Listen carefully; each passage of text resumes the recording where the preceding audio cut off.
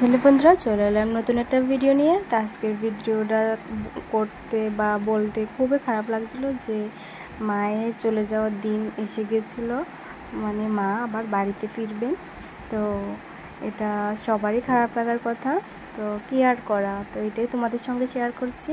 তো এই যে দেখো, আমাদের পাড়ার পুজো হয়েছিল যে ওইখানে আমরা সবাই রাতে বলতে সন্ধে হয়ে গেছিলো, গাড়ি আসতে দেরি হয়ে গেছিলো, সেজন্য সন্ধে হওয়ার পরে মূর্তি বিসর্জন দিতে যাচ্ছিল।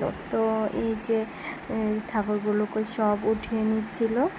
তো এখানে সবাই আবার একটু আনন্দ করে, কেন মাকে সবাই কেউ চায় না যে মাকে কান্নার মুখে বিদায় দেয়। তো সবাই একটু আনন্দ করলো, রং খেললো।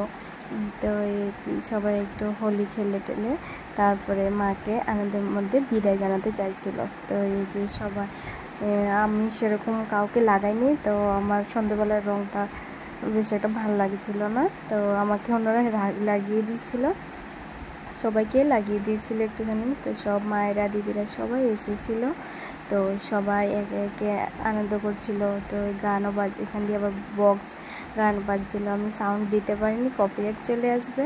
তো এই যে দেখো সবাই নাচছে, সবাই ছেলেরা এগিয়ে করছে। তো সবাই আসলে আনন্দ করতে করতে লাস্টের একটা দিন ছিল, তো এটাই আনন্দ করছিল সবাই, তো আমিও করেছিলাম একটুখানি। তো এই যে সবাই, আমার ভাসুরজি আছে এখানে, আমার মেয়ে আছে, আমার হাজব্যান্ডও গিয়েছিল, আমার যা গিয়েছিল।